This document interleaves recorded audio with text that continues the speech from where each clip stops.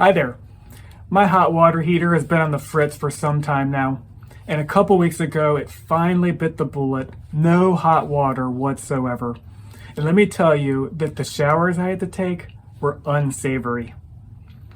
Now, my assumption was that I just needed to have my heating coils replaced. I'd been pretty busy at work, so my wife called the plumber. They came out, and what they said was that the heating coils were bad, the thermostat's bad, and that this hot water heater is just way too old. You don't need pieces fixed. What you need is a brand new hot water heater, and they could do the job for $2,500.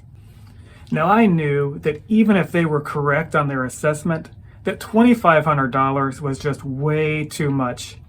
So I called another company and asked how much to replace a water heater. They quoted me $1,600, so a $900 improvement.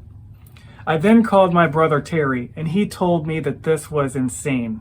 So he came out and replaced the coils, and everything runs perfectly now.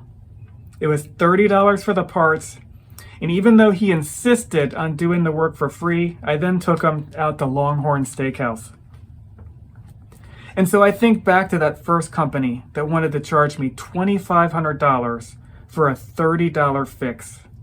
And I thought about how many people fall for this scam, that there are so many people out there that aim to hurt you for their own good. And I'm reminded about what the Apostle Peter says, 1 Peter 5:8-9. Be alert and of sober mind. Your enemy, the devil, prowls around like a roaring lion, looking for someone to devour. Resist him, standing firm in the faith, because you know that the family of believers throughout the world is undergoing the same kind of sufferings.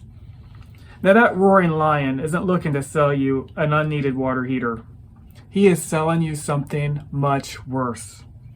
All the way back to the Garden of Eden, he has been calling into question God's truth. Like when he said, "You will not surely die if you eat the fruit in the midst of the garden," Genesis 3:4.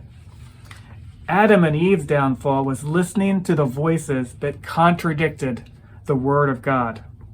That same roaring lion took a run at Jesus when he was tempted in the wilderness. And the way that Jesus responded every time was, "It is written, it is written, it is written."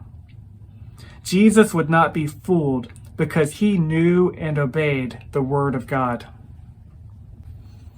In my last video, I talked about many of the false teachings that you're hearing today. And I have no doubt that these things are satanic in origin.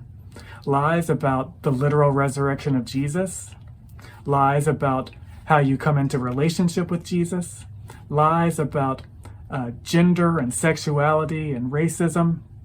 And so we must not be fooled. And so this is my encouragement to you. Study the word, study the word, study the word. Then go and do what it says. God bless.